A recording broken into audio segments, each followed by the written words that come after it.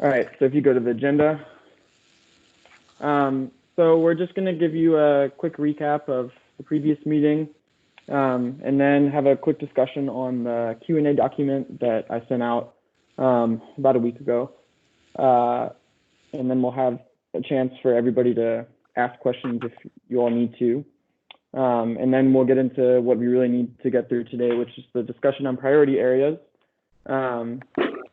And then we'll talk about how we're going to move forward as a committee. And then everyone will have a chance to give member updates, and then we'll be done for the day. All right, next slide, Sean. Next slide.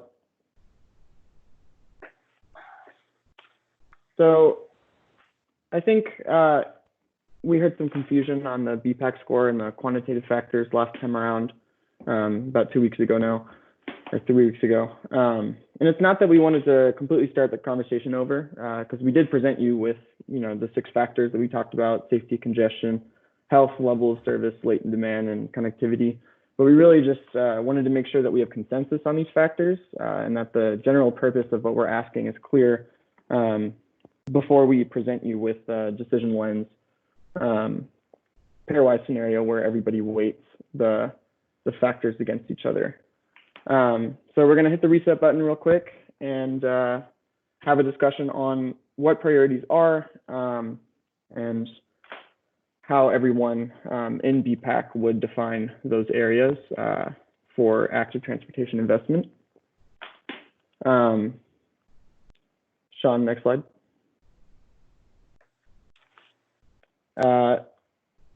So basically the Q&A, the purpose was really to make clear the general purpose of BPAC, and then more specifically the involvement in our Unified Transportation Plan update. So hopefully the Q&A was a helpful document, and those are just a few of the questions that we gave you. What is the BPAC? Obviously, it's the advisory committee that we're asking all of you to use your expertise to provide guidance on any issues related to non-motorized modes of transportation. And then we're basically asking you to prioritize areas for any active bike-ped transportation investment that is critical to non-motorized users. So, while the end goal is a decision lens exercise, that can't really happen and isn't effective if we don't provide an opportunity for everybody to give input on what makes an area a priority for active transportation investment. Next slide, Sean. So the Q&A document was really just an attempt to clarify our process and what we're asking you guys to do. But I'd like to open up to questions now and see if there's anything that needs to be further clarified before we dive into our discussion on priority areas.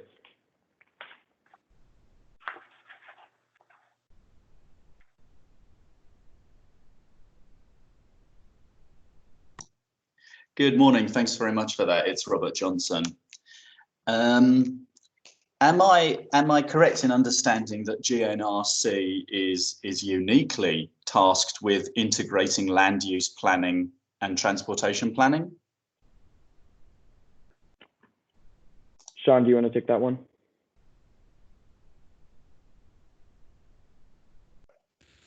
Let me just take myself off mute here. Yeah, Robert, I think the MPO before 2017 was kind of a standalone transportation or metropolitan planning organization that did, sole responsibility was transportation planning. And that is the primary responsibility of an MPO. But having that MPO program integrated into the Greater Nashville Regional Council, one of the kind of shared goals as part of that process was to better integrate transportation with other facets of planning that are done throughout the region, like economic development, land use planning, environmental planning. So that is one thing that we are still a fairly new as part of this integration effort, but one of the things that we're continuing to try to better integrate those because it's it sounds, or I guess it's easier said than done, but definitely something that we're striving for. No, I don't think it's easy at all. That's why you don't do it. I think at Walk Bike Nashville, one of the big realizations we're having, and I know Peter Westerholm is a big fan of this, not absolutely that density is destiny, but yes, it's a major feature. So therefore, and I think this also circles back to some of our comments about we might want to support schemes that have negative vehicle implications, or vice versa. We might want to balance out positive and negatives of active transport schemes that have positive and negatives of motorized vehicle schemes. And density would be something that could help with answering those questions if land use planning was also in the purpose of the BPAC. Maybe we would be supporting a scheme that had density issues, land use density issues, separate and apart from negative vehicle miles traveled impact, for example. Max, do you want to talk briefly about what we've been doing with the land use model and the future forecasts? Sure. Can everybody hear me? Yep. Okay. Yeah, and I wanted to add to what Sean said as well. I think, integrating into GNRC allows us to, I guess, have the land use drive the transportation decisions, as opposed to typically the MPO is reactionary. So we just are trying to best propose projects or support projects that address the existing land use decisions that are being made locally. So I just wanted to make sure that that kind of comes across as far as how it's historically been done. As it pertains to the land use model, we've been working with local jurisdictions to get their zoning and future land use plans, and have a forecasted idea of what city employment by type, what that will look like over the course of the next couple of years, being 2020, 2025, 35, 45 year horizons, and what those implications might be on the transportation system. So like what the demand on the transportation system would look like given the existing, or what we call the business as usual development pattern, in hopes that it may influence locally to change for a better result if they need that. So I don't know if that helps, but it's more of we don't have the ability to dictate what locals should do, but we can at least let them understand the implications of the choices that they're making, whether they know it or not. I hope that helps.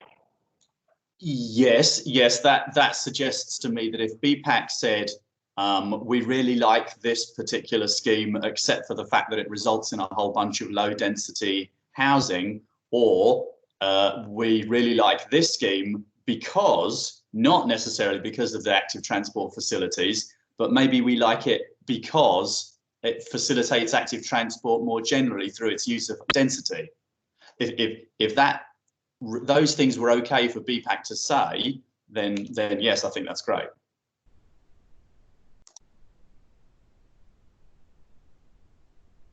Yeah, and so I think tying back to the BPAC's mission, I think Daniel can probably talk to this a little bit better, but it's identifying those areas or places that you think is most appropriate for active transportation. And I think like what you just said is areas of density over areas of not density. So I think I'll turn it over to Daniel to go into more detail, but I think we're on the right track in terms of establishing the direction of what the BPAC's purpose is.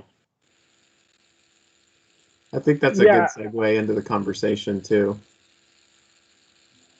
Yeah, so Robert, I think that's actually a perfect prompt segue into the discussion on priority areas, because really what we're asking you to do is tell us what areas you think we should be investing in, whether they're dense or not dense, or whether they're Like downtown is a pretty dense urban center, but there's also demand in suburban areas. So we really want to know what you guys think are the best areas that we should be investing in and how we're prioritizing those. And then what are the factors that then go into defining those areas and how they work together. So next slide, Sean. So I think we gave you factors before, but we wanted to take a step back and define what makes certain areas of the region more important than others. So we have like different community types in the region that may have varying needs and issues when it comes to active transportation. I want to open the discussion up by asking what parts of the region or your community do you feel need the most attention when it comes to active transportation improvements? And then, the sub-question of that is, in your view, what concerns or issues make those areas a focal point for active transportation investment? So if anybody has any input, go for it.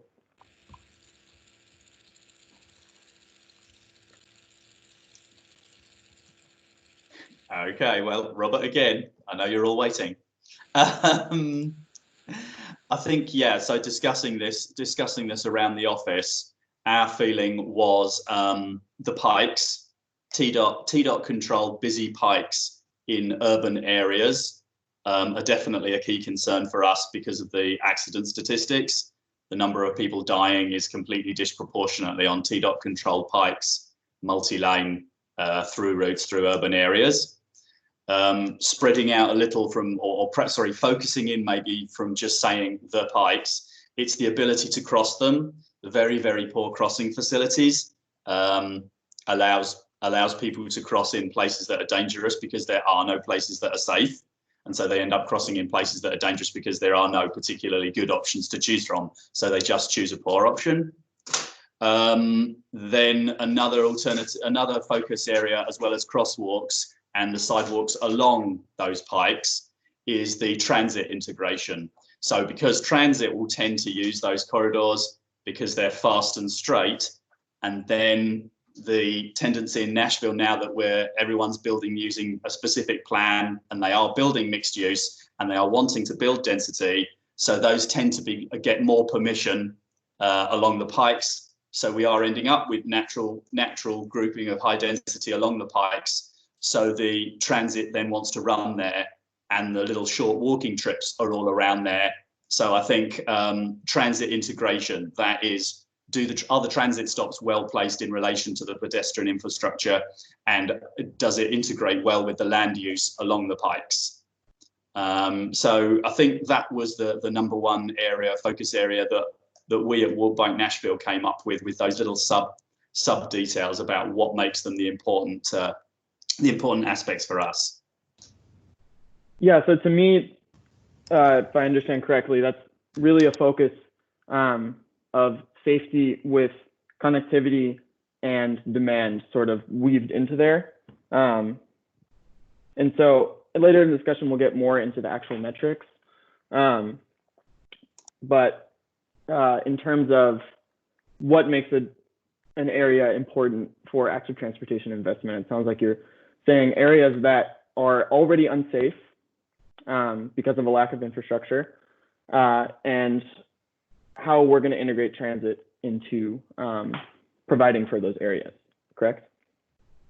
Yes, that's a situation that already exists. What you've spoken about already exists and needs fixing. Yes. Cool. Does anybody else have any other points? I guess the only other point I would make is equity. Of course, we're the luxury of being a non-profit, so we're not in charge of anything. But yeah, we do think that equity is important.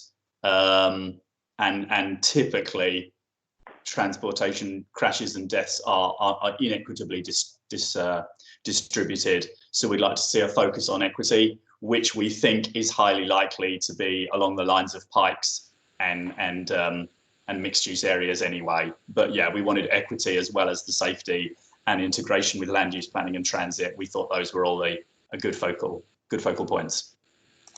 And Robert, is there any particular pikes that are of greatest concern to you? No, they're all awful. All of them. Really bad. All of them are really bad. I This is can Bob second that. Murphy. I would agree with Robert in terms of the pikes. I would make it a little general in terms of saying major corridors. And not to say that they are the worst, but I would say Nolensville Pike, Murfreesboro Pike, Gallatin Pike, Dickerson Pike are certainly up there.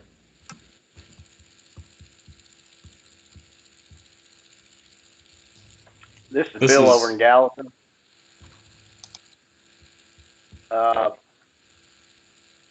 Connectivity and continuity of pedestrian bike facilities is important, and that includes filling in gaps. And obviously the gaps, I guess there has to be some kind of limit as to what's considered a gap, maybe something of a quarter of a mile or less, where there's existing development and the likelihood for redevelopment is lower. Also school access to and from schools within a half a mile of schools on primarily collector and arterial roadways first, but then also to local streets. And also likewise to and from within a half a mile of or a quarter of a mile of transit routes would be high priorities. This is Justin with WeGo, and I just jump in and kind of building upon what Robert said earlier about the pikes. Just throw in there that those are, generally speaking, our highest ridership corridors. I mean, in order, our highest ridership corridors are Gallatin, Murfreesboro, Nolensville, and then West End, then followed by Dickerson Pike, and the Bordeaux corridor on portions of Clarksville Pike. So a lot of those places where there are great safety concerns are also places where we have a lot of ridership, and that's partly just, again, because of the land use, because of the density of destinations that exists along those major corridors. That's where we operate a lot of service, and that's where a lot of people want to get on our service. So yeah, definitely prioritizing, and this is why I'm particularly interested in the degree to which kind of transit is built into the demand aspect of the BPAC score, to ensure that those areas near transit are scoring highly.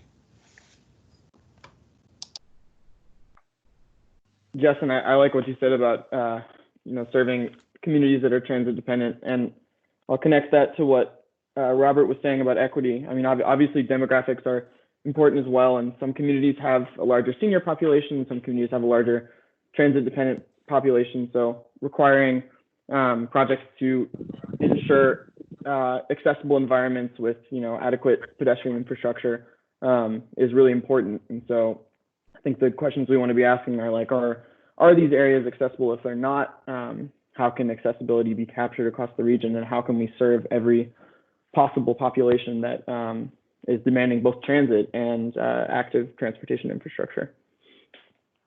So Sean, do you want to move to the next slide?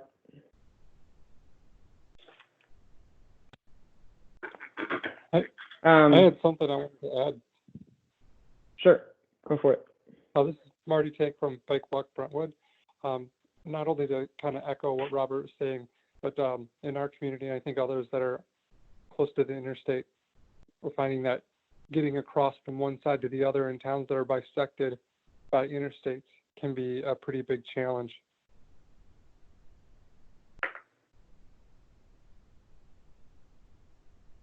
Would that pertain to rail as well? I don't see that so much in my community in Brentwood, but we're pretty good when it comes to that. But a little bit, but more so with the getting across the freeways. And I think we talked a little bit about gaps. That might be, more defined as like barriers that are a little bit more challenging to overcome than maybe just connecting, sidewalks along a corridor. So thanks for mentioning that. Yeah, this is Bob Murphy. Just to talk a little bit more about that issue, and it exists in Brentwood, but I think also other suburban communities where they may have done a really good job, say, of building a greenway network, but it's not necessarily connected to the rest of the transportation system. And if it could be, could really enhance transportation as well as safety. So in terms of trying to look at connections and gaps in that context, I think would be important.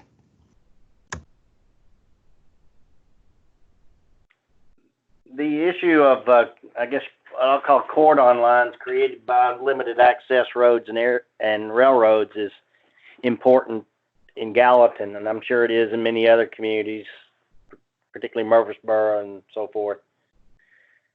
And that's something that definitely needs to be addressed.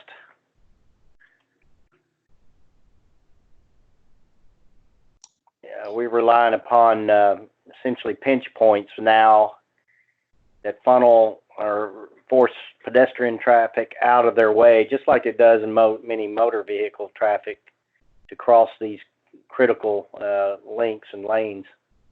So yeah, that's something that needs to be taken into consideration, because that will destroy the connectivity of not only the pedestrian bike systems, but also other surface transportation. Yes, I definitely support that. Robert Johnson speaking. There's also an equity issue with that because of the historical use of the low-income, cheaper land in urban areas to build the urban freeways. That because that historically has gone through the cheaper places, it's resulted in a disproportionate effect on low-income and disadvantaged people, are more typically cut off from their downtowns by the urban freeways. And there's some argument. I'm not going to say that Walk Bike Nashville subscribes to this, but I'm just reporting it, that we do have a duty to try and right the previous wrongs, where disadvantaged communities are now isolated from their downtowns. Well, maybe it should be a focus for us transportation planners now to try and reconnect those areas that were disconnected by the big freeway building programs going through the poorer areas. Robert, and I think pretty much everyone in this call would probably agree with you. So that's definitely a great point.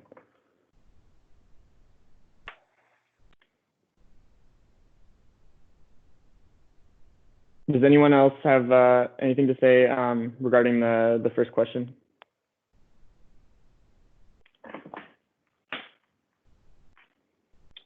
All right, so the second question, we're really looking at, I think our conversation thus far has been more general and not as metrics based.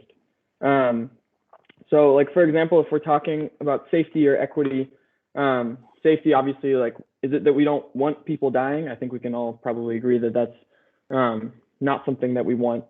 To me, that's the most important thing. But also, how does each factor connect to the other issue? Like, if there's a large demand for bike ped investment in an area, is that because the area is safer? Is it because the population in that area needs more investment or feels uncomfortable walking or biking? So that's where level of service would come in. So we have to be able to connect all these factors into a priority area. So then there's the question, what particular concerns or issues within those areas are the most important to address as we look to invest? So I'll open that question up for discussion.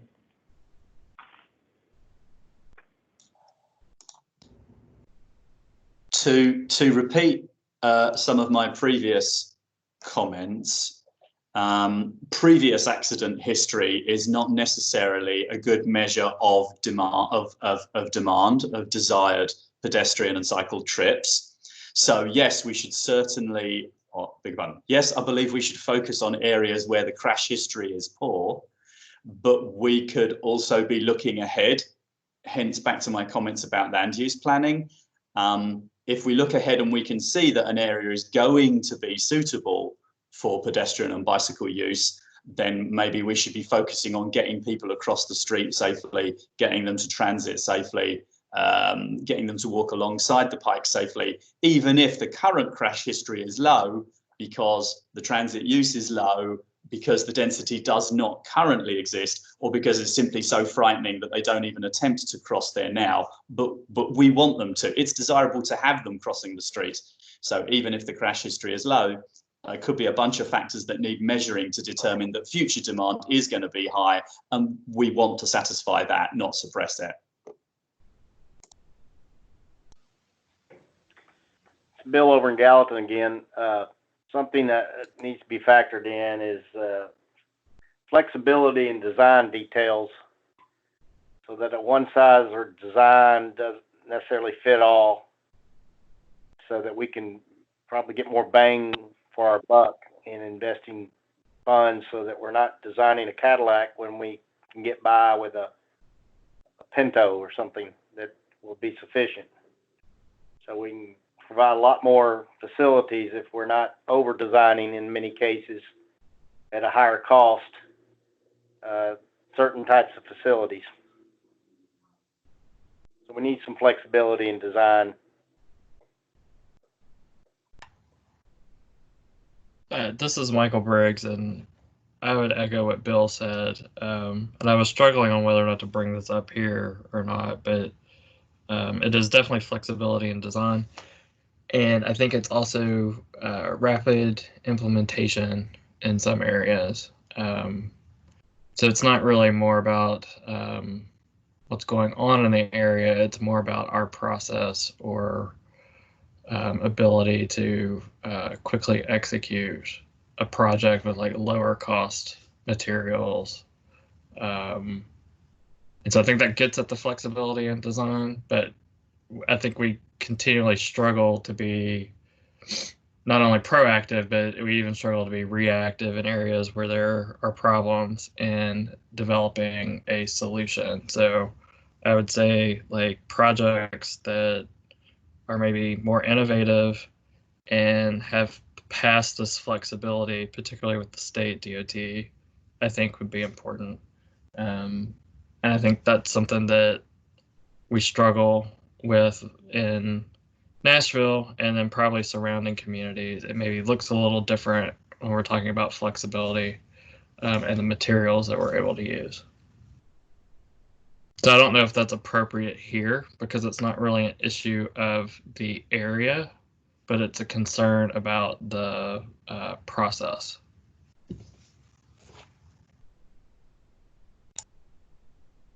I think, Michael, to respond to that, and anyone from GNRC, feel free to correct me if I'm wrong, but I think BPAC can say that maybe through like a qualitative question that we want to prioritize projects in priority areas that are easier to implement because they would have quicker effects and could improve safety or demand or whatever factor is most important quickly.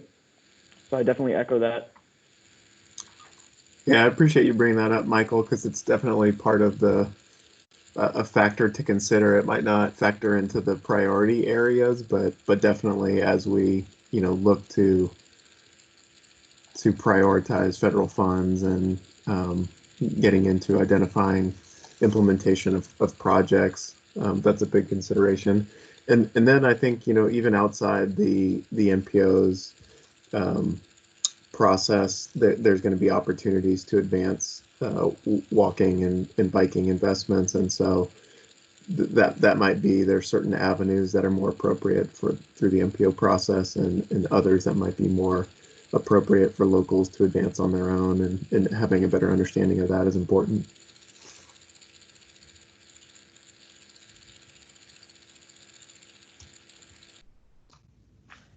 I'll just follow up on some of the previous comments.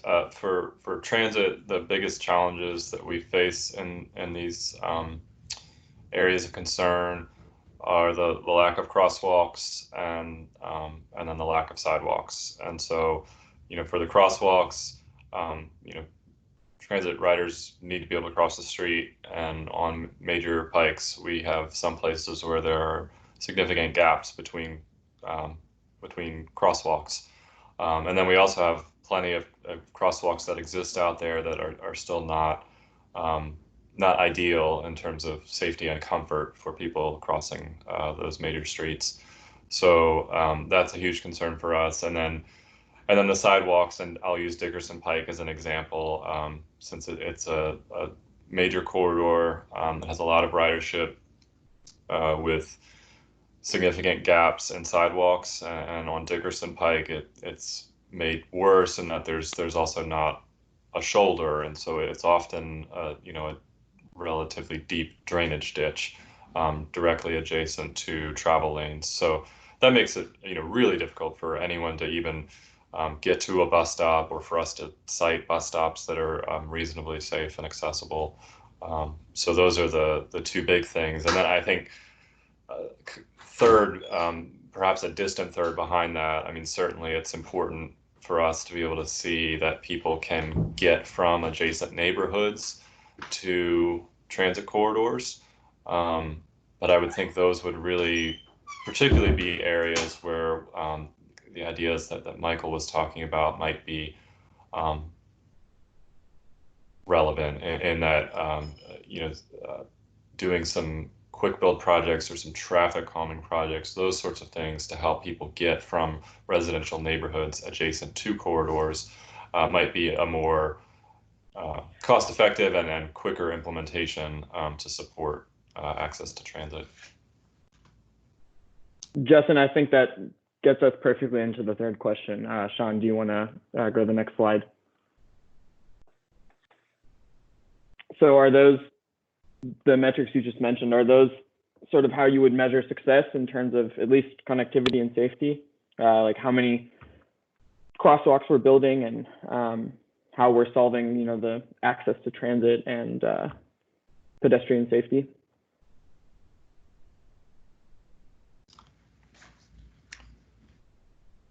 Yeah, I'm trying to think here, sort of how an easy, and clear, specific way to measure. One of the things that we've started to try and do as we've done some bus stop balancing projects along major corridors is to then also take that opportunity to identify those pedestrian gaps. And so to sort of, hoping to in the future sort of kind of develop corridor level plans that identify kind of, where we would want ideal bus stops, and then the pedestrian facilities, the crosswalks that would support that. And so, certainly, like I said, we have a lot of gaps there now, and sort of the extent that we can sort of start checking off the boxes, particularly at the stops that are already higher ridership. That would be good. And I would just add on this question, as people think about it, feel free to just note like what you think success would look like, and staff on the backside will be trying to think through some of the data. You don't necessarily have to come up with the precise measure that we would use, but more of like what we want to know what success would look like, and then we can kind of comb through the data to see what's available. Yeah, Robert from Walbank Nashville. I think in terms of the pikes, you could just go straight in with accident crash reduction would be a good measure, and then density of crosswalks.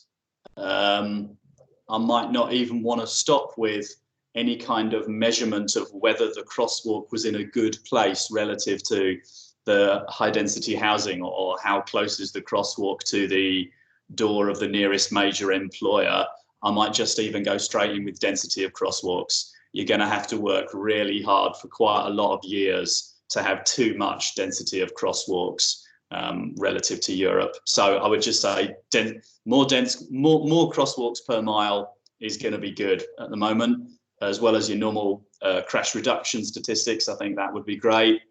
And then measuring the joined upness, we've had several meetings discussing this, but yeah, for me as a cyclist, if I could remove a bike lane ends sign, and I'm sure Marty would agree with me, if I could remove a bike lane ends sign, that would be a measure of success.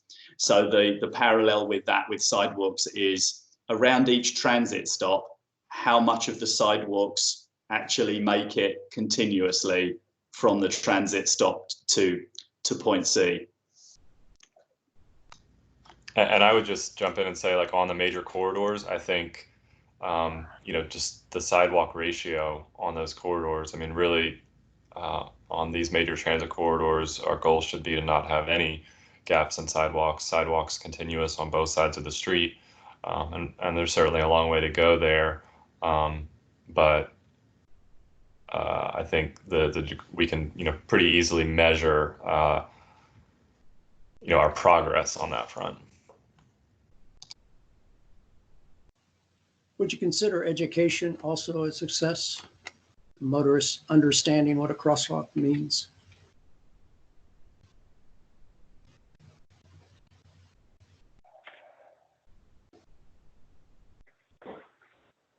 I would also say, add to that is like any kind of cultural shift that we see, and especially drivers who, a general culture of hostility towards bicycles or anything that slows down drivers. When you start seeing drivers as a culture that are more friendly and accepting to other forms of transportation and road use.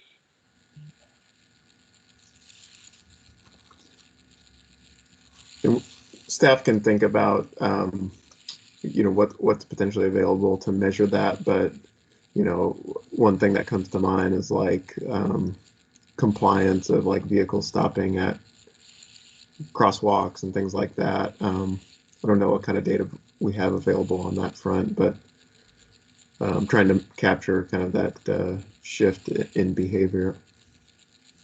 Yeah, this is Peter. I think that we could look at, you know, see if we could find whether there's been an increase in the number of signs that suggest or that remind motorists that they're required by state law to stop at a crosswalk, and see if those numbers are out there. I mean, you could just try to figure out, are those making a difference? And we might be able to figure something out there, but that's a good thing to keep in mind.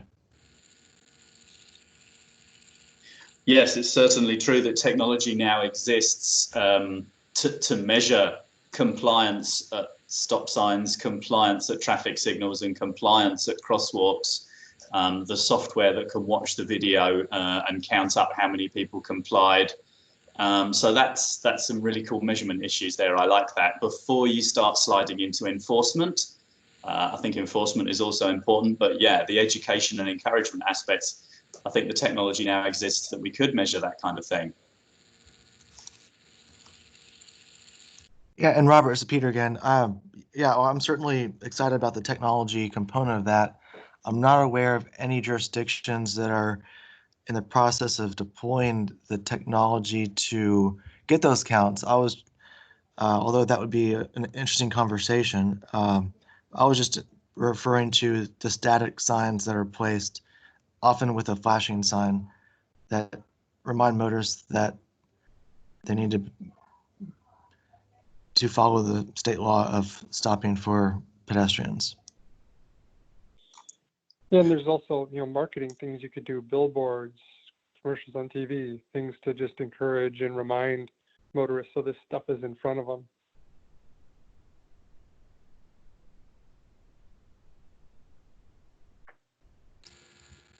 What about, I think we've talked about measures that are very applicable to some of the pikes and major corridors. As people think through this question, what about some of the other areas in the region as we think about priorities for bike ped investment?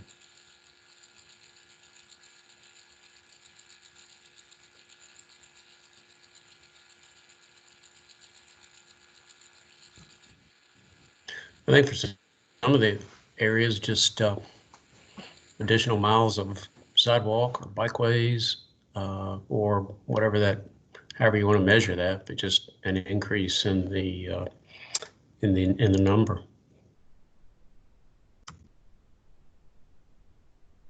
This bill over in Gallatin had several items. Some have been mentioned in one way or another, including the miles of sidewalk or bikeway constructed per year and measured as a ratio of the population, increase in walking to and from schools, access to community activity centers, and also development of long-range investment plans and strategies.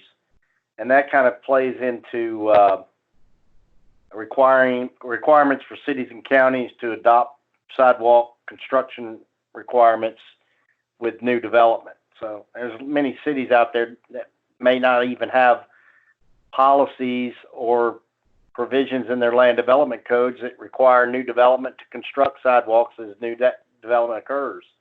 So that would be something that I think should be measured as well. And even if some communities have that, they don't necessarily enforce it or apply it. Also, of course, the obvious one, being able to measure the decrease in the number of deaths and injuries due to crashes. And then maybe another latent factor is long-term is reduction in rates of obesity and improvements in health quality.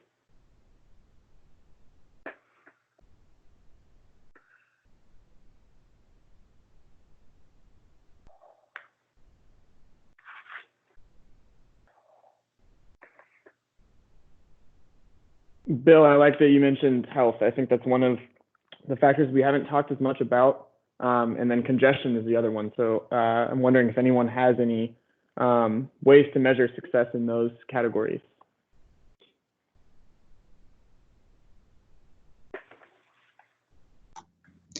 Well, again, I'm going to mention that I think technology now exists where you could video your project site before and after and have people, instead of having people watch the video, that technology now exists to count.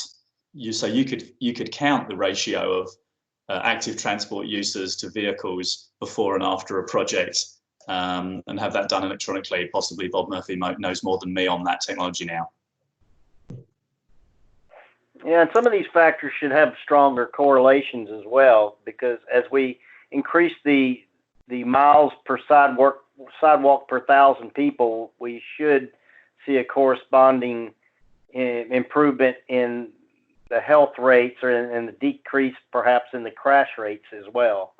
Now, of course, the other side of that coin is that if you provide these facilities more and more and they're safe and accessible to people, that may, of course, increase walking. We hope it does, but it also increases the population that is more vulnerable to crashes. If there's more people walking, there's possibly more crashes that are going to occur too. So it kind of works both ways.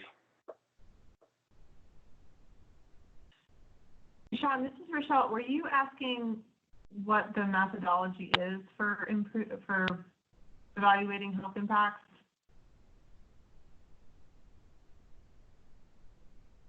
Or basically, what was your question? This is Daniel. I think the question was, what are ways to measure health impacts? I mean, we've talked about them in previous meetings, but yeah, that was basically the question: is what are the metrics used to measure the health impacts of active transportation investments? Mm-hmm. Well, just to remember, the MPO has the iPhone model output, and Max will know a lot about this, but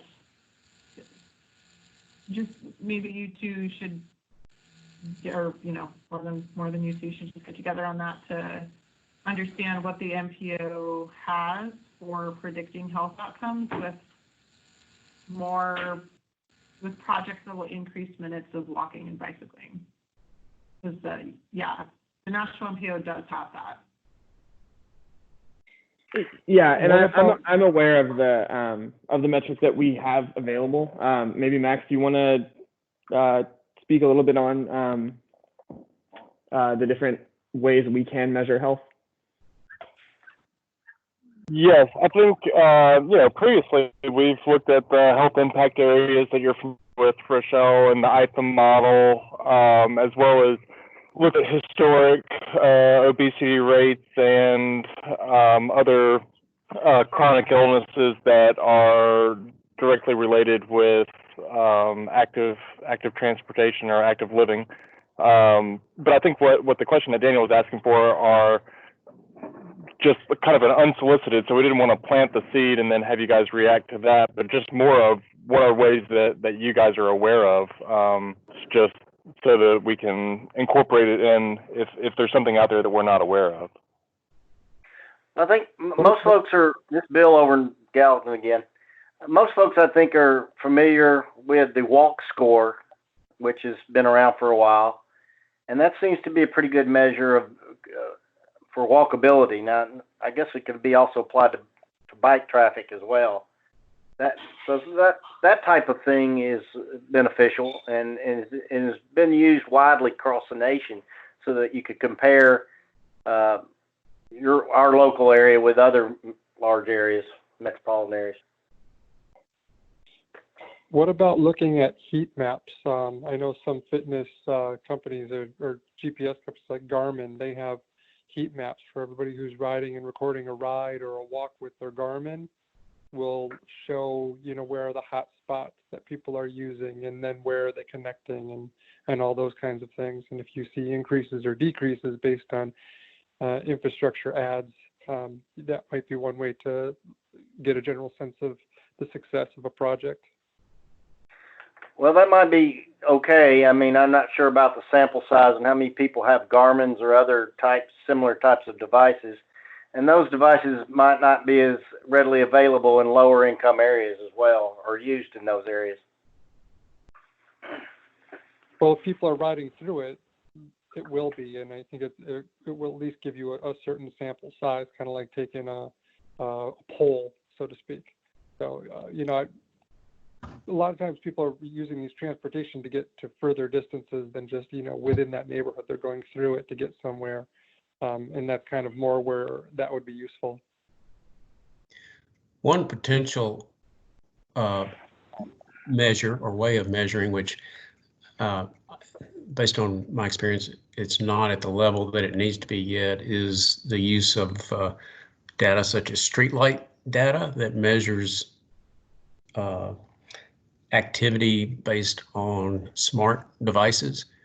So it's pretty well, developed for vehicular traffic. They've also got a bicycle component to that, which the sample sizes are still not very, very good. But I think in the future, something like that may have a lot of promise. We've been using streetlight as for origin destination studies, and it's pretty good data, and it's going to just continue to, I think, advance, and we'll see other competitors, I think, enter that market too. So there may be an opportunity in the future in that way.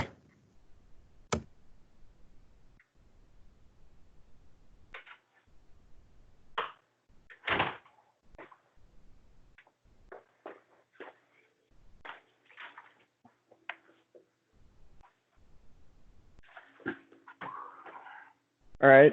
Does anyone else have anything to add in terms of metrics and ways to measure success?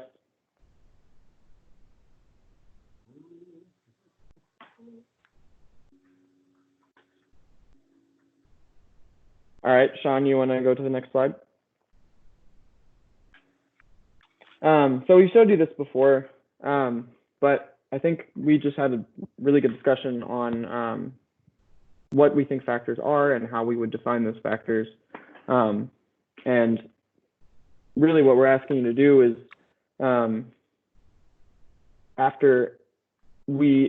so Carson's jotting down notes on pretty much everything that everyone's saying. And eventually that will make up the BPAC score. But I think first, everyone has to be on the same page in terms of what the factors are and how we're measuring them. And so the next step is really to weight those factors that are important in prioritizing bike ped improvements and what is their importance relative to one another. And so that's really the next step for us. Next slide, Sean, or I think 2 forward. The only thing I'll add to on what Daniel said is that I think from today's discussion, we heard a lot of things that pertain to some of those factors that we've discussed before, like safety and potential demand for facilities. And then we can, take what you've said today too, because I think we've heard maybe a couple of new things too to consider and bring back to you and identify how we could fit those into this factors for prioritizing areas for bike ped investment before we take on that next exercise of the pairwise comparison.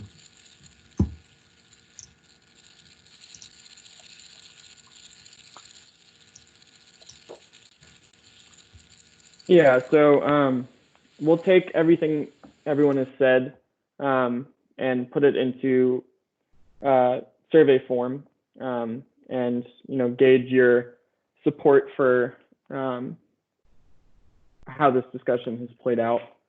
And then once we've seen that, we will hopefully be able to do the second pairwise exercise. So we'll redo the decision lens and we'll eventually send a link to you guys so you can do that on your own time. And then with that, we'll update the BPAC priority area maps, have everyone in BPAC confirm the weights, and then we'll talk about the staff analysis qualitative questions that we've mentioned before, get your feedback on them, and then confirm those updates. Is everybody sort of on board with how we're going to move forward?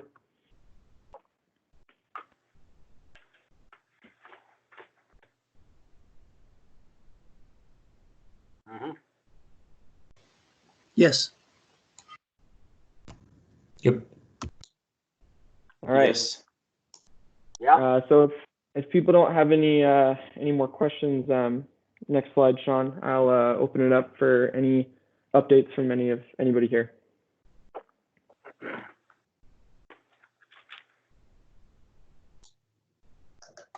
Well, this is William with Mount Juliet BPAC. The discussion of pikes earlier today, I wanted to announce that the commissioners passed a resolution for more monies to increase the Lebanon Pike sidewalks through the city. This is part of a grant that we got through the MPO, and it was passed on Monday to continue that project. So I'm pleased to announce that.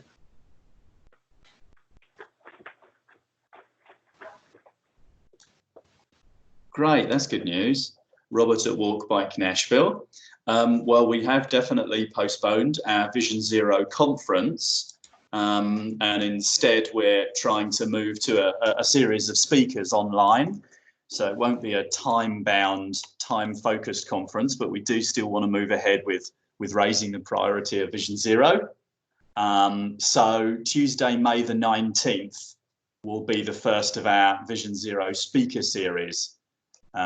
Please do go to our website, www.walkbikenashville.org, and have a look at our Vision Zero Nashville speaker series. Thank you.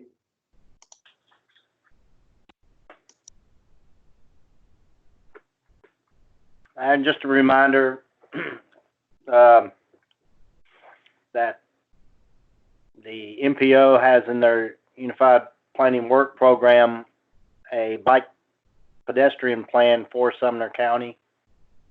So any of y'all who want to weigh in on that, be aware that that's in the works, and we'll see how that advances here in the next couple of years. Bill, I think just a clarification on that. I think that was considered as part of the UPWP last year, but we weren't able to fund it. Oh, really? Oh, well, that. Yeah. Wasn't aware of that. Yeah, sorry for if there was a misunderstanding. It's in the appendix as, studies that were considered, but we weren't able to identify funding for it. But we are, looking to amend the UPWP just with other planning activities that are going on through the region, and if you want to have it considered again, we can gladly take a look at it. Yes, I'm sure. Well, I do, but I can't speak for the rest of them. But I'm sure that the other communities would want to see that. Yeah, and Anna might be able to chime in here. I think, generally through the Unified Planning Work Program, a number of studies that we've done in the past are more focused on the regional level analysis, and tend not to be for a specific county or city. Yeah, Sean's correct about that. Everything that we fund with those planning funds has to be regional in nature. It's just a requirement of the eligibility. But we do, list what others have going on or intend to have going on just for the sake of documenting combined efforts in the planning area.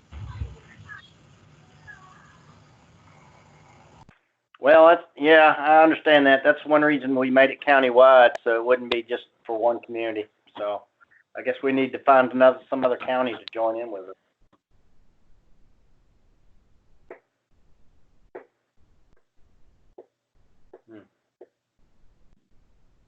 This is Rochelle with TDOT. We are updating the statewide active transportation plan.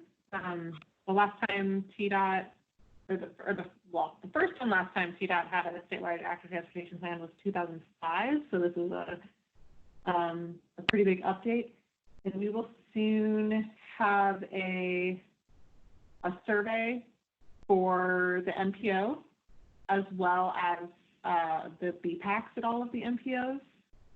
It'll be a shorter version of the survey that the MPO staff get. So I will make sure to get that to Sean and Daniel to help distribute to the BPAC, if that's all right. And there will be other points for feedback as well. Thanks, Rochelle. Mm-hmm. Just on, is there an identified schedule or timeline that you're looking at? For the whole update? Yeah. We're working on November. To have it complete by November? Yeah, to have it complete by November. Great. And just finalizing the survey now, so you should get it soon. Thank you, Rochelle. That's good news. Does anyone else have any updates?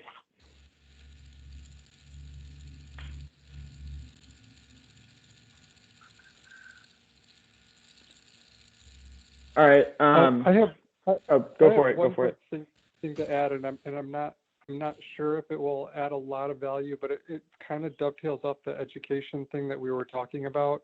As an example, a couple weeks ago here in Brentwood, we had a cyclist who was hit and killed when she was on the greenway from a car that went off the road, rolled into her from a case that was clearly a distracted driver.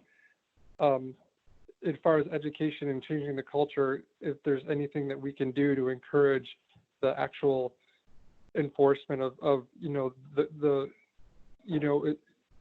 to see somebody walk away with a distracted driving ticket for something like this would not do anything to further our cause. And so if there's anything that we can do, because that kind of goes along with enforcement, I guess, or maybe even after the fact of enforcement, but this is not going to help our cause if a distracted driver walks away with a $50 fine for killing a person on a bicycle, and it doesn't matter that they're on a bicycle, just killing a person that was engaged in a different form of transportation. So I just wanted to share that and see if there's anything that that we can do to make sure that that is not something that happens and sets us back. You know for sure they only got a $50 fine? There's things that have happened when I lived in Wisconsin that were like that, simply because there wasn't any laws on the books that a driver could be charged with beyond that.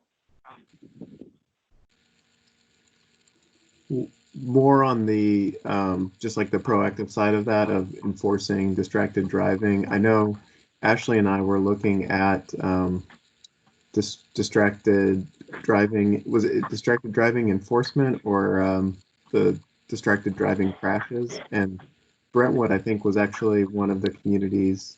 There's not too many communities in the region that were seeing a reduction in distracted driving crashes. Am I characterizing that right, Ashley? Is this after they passed the new law? I think that this is after they yeah. passed the new law, but I think what it speaks to is that there are communities that are enforcing the law at a different level than others, and so we'll try and identify some of those communities that might be being more proactive or more strictly enforcing the law. Are the local law enforcement agencies required to report those infractions that result in tickets for those violations? Is there a database?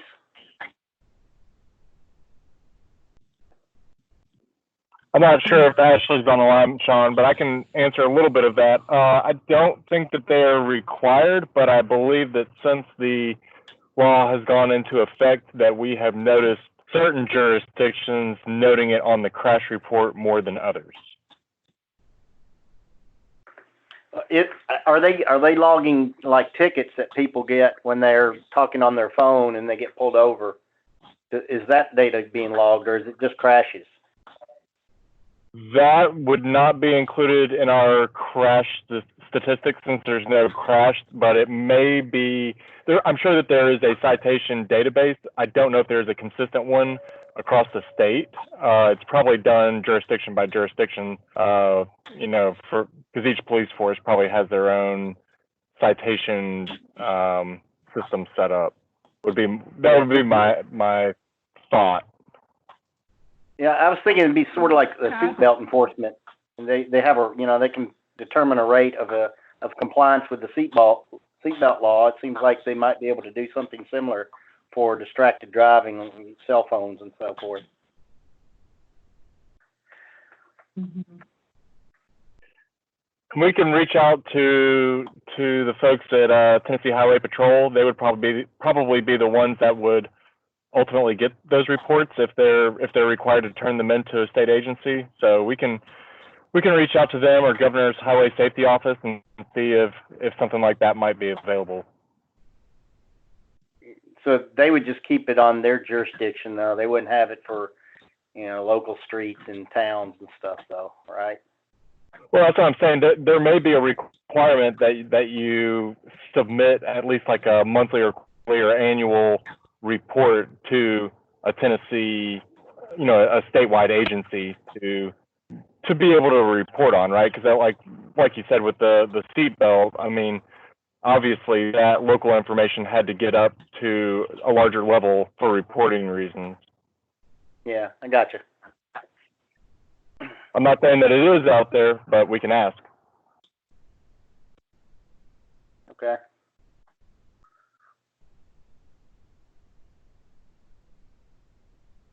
All right. Thanks everybody for the updates. I think I'll end the meeting on some good news.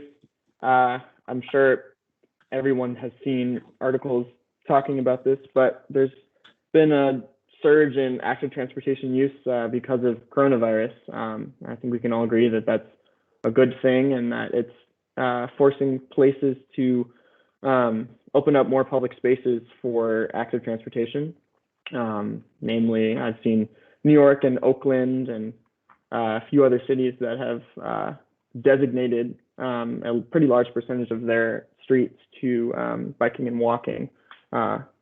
So whether that will change the general land use and amount of streets that are dedicated to those uses in the future after the pandemic, we'll see about that. But I definitely think it's getting it on people's minds that weren't thinking about it before. So thanks for participating today. We'll get you a survey in a few days, and then we'll move forward with decision lens after that. So unless anybody has any questions, I'm gonna end the meeting. Thank you, everybody. Thank you. Thank you. Thanks a lot. Thank you. Thanks. Multiple people are now exiting.